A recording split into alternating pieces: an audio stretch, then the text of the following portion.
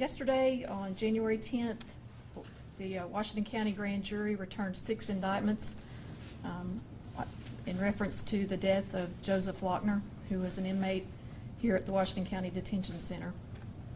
The first indictment was on a John Woodard for reckless homicide, aggravated assault resulting in death, aggravated assault resulting in death, and conspiracy. Jonathan Robert Pearson, aggravated assault resulting in death, aggravated assault resulting in death, conspiracy. Wesley Klaus, aggravated assault resulting in death, aggravated assault resulting in death, conspiracy. Cody Albu, aggravated assault resulting in death, aggravated assault resulting in death, conspiracy. Steve Necessary, aggravated assault resulting in death, conspiracy. Glendon Ray Wilkerson, accessory after the fact, aggravated assault in a death. I'd like to thank the Tennessee Bureau of Investigation. They assisted us in this investigation. It was an extensive investigation. Lieutenant Gregg and their Criminal Investigation Division assisted TBI and had to talk to a lot of people to make sure these indictments went through the grand jury yesterday. Are there any details you can release about the investigation and how these 6 indictments came about? I don't want to say too much about the case to hurt it, but one thing I would like to say is Joseph Pearson is a fugitive at this time. We could not locate him yesterday to serve his warrant. He was in jail at the time this happened, but he was released, and so I would hope that you could share his picture for me and maybe get that out there that we still need to locate him. We believe that there was a fight that took place in the pod that these officers or these inmates were in, and as a result of that fight, Joseph Lockner was found unresponsive and later died at the hospital. What other charges is Pearson currently facing, or what charges is Pearson, the fugitive, currently facing? In addition to the Yes. indictments? Yes. Well, he's released. Oh, so, released. mhm. Okay. Okay. And when this fight broke out, were any jail employees injured? I mean, can you talk more about the situation around what happened in that pod?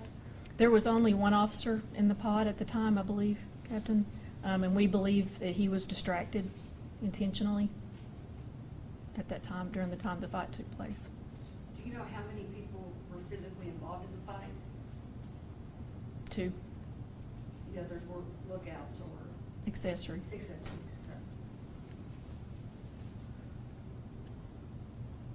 Had you ever had any problems with any of these inmates before?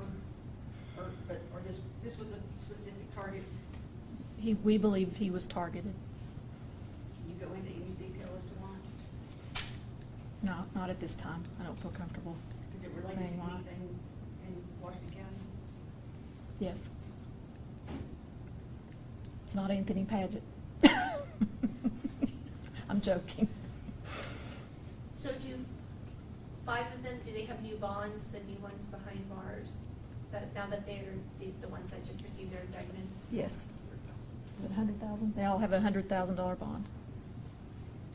Are they expected in court this week, or were they already? We didn't have a court date set as of yesterday. Do we have? Next term is Okay. court. What's basically the next steps for you guys in terms of the investigation? Taking it to court. TBI will take it through the process then.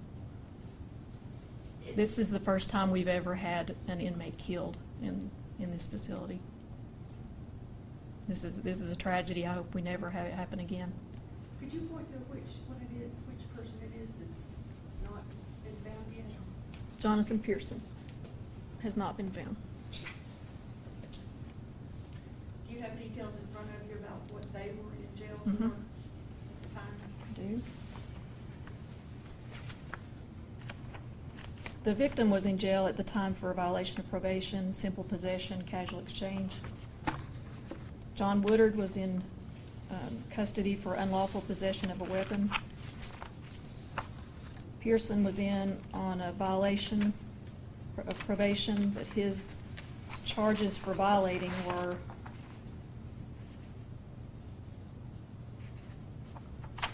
sorry. You see it? Oh, sorry.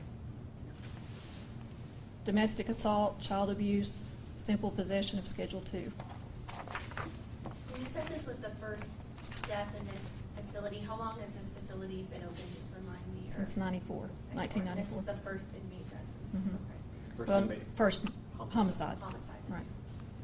Did you say it's the first incident of a target assault? No. I mean, I think we have fights in here.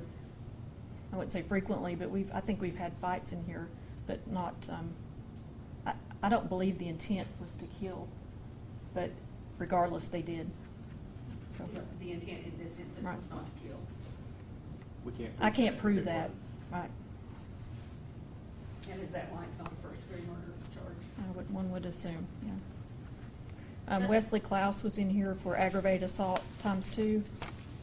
Cody Albu was in here for evading arrest. Necessary theft of property over 10,000, 2 counts. Glendon Wilkerson, aggravated burglary. Is there any review happening for the jailer being distracted, or can we talk more about how he was intentionally distracted by these inmates? No, I don't feel comfortable discussing that right now. Is there, and sorry if someone already asked this, but in terms of how these suspects knew the victim, any connection you can put together for us, or how they knew each other or came to know each other I behind can't bars? at this time. I don't want to release anything that might, harm the investigation. In terms of the corrections officer being distracted and that there was one, is that particularly a pod that's usually manned by one person? Yes. It's a minimum security pod. Is it a work detail pod? But it's a minimum security pod. Is there a concern about the number of officers positioned at certain pods, and are y'all looking at any possible changes in the way you do, way things are? I mean, I would love to have more officers. We're clearly outnumbered, but this has really not been a pod that we've had any trouble for within the past for things like this. And you can't talk at all about why he may have been targeted in that pod when that happened? No, I can't release that at this time. How long did it take to find the inmate attack? Did it happen in that moment, and then after is there any way you could put together a sequence of events of how long it took for the jailer or someone to notice that this attack had occurred? I believe it was within seconds. When he hit the ground. As soon as he officer hit the knew ground. He heard it. Was it obvious that were there inmates around the person, or had they already scattered? I don't know that I can answer that, Vicki.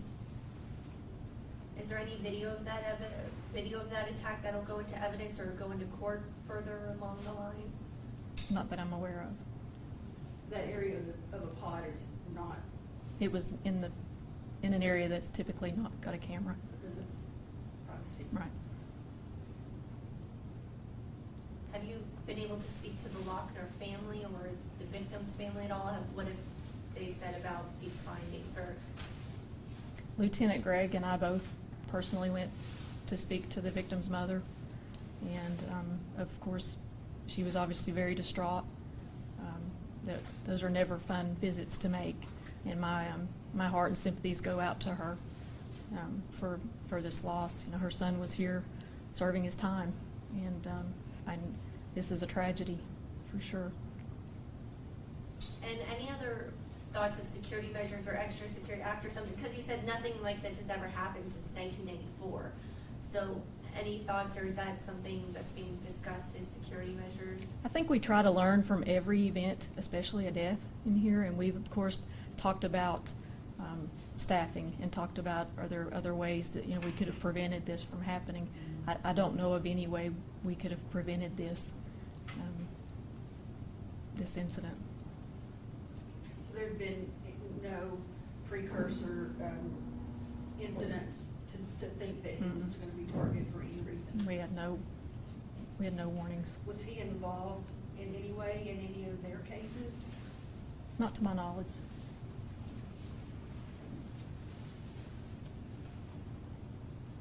Was he involved in a case outside of his? That'd be up to the TBI. And is this still a joint investigation between you and the TBI moving forward? Yes, it is.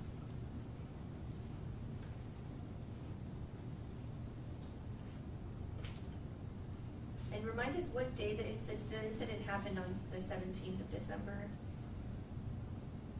I have everything but that, probably. I'd have to get it, I'm sorry. Okay, no, that's okay.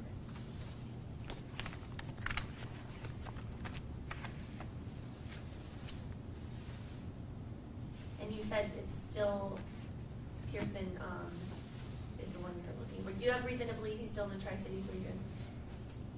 Lieutenant? He's been entered as a fugitive, that's all we can say right now.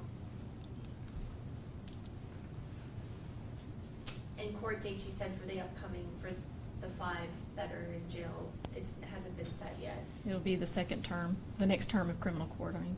next term. Mhm. So is We that- just had grand jury, so it'll be 2 months. Roughly 2 months from now. So they should be in court in the next few months, okay.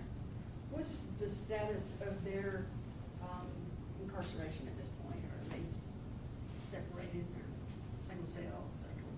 Are they I don't, here? I don't feel comfortable releasing that information.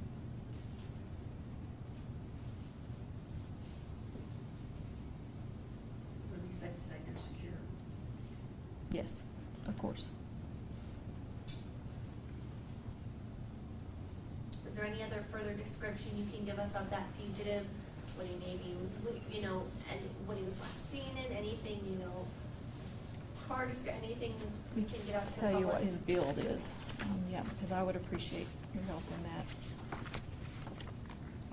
He was last seen in the Fall Branch area, that's the last area that we knew that he was. He actually lives in Fall Branch. And we went there last night, he was not there, his wife was not there, and their child was not there. So possibility that they're all traveling together somewhere. On his booking for, there it is.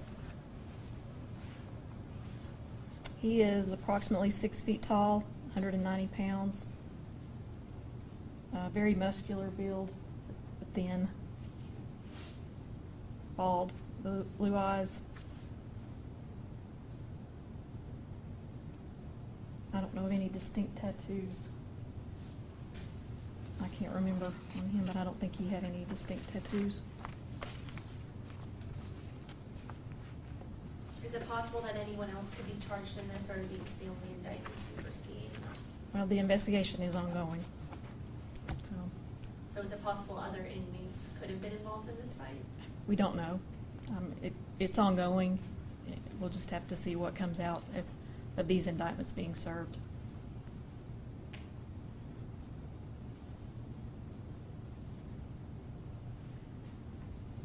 Thank you all.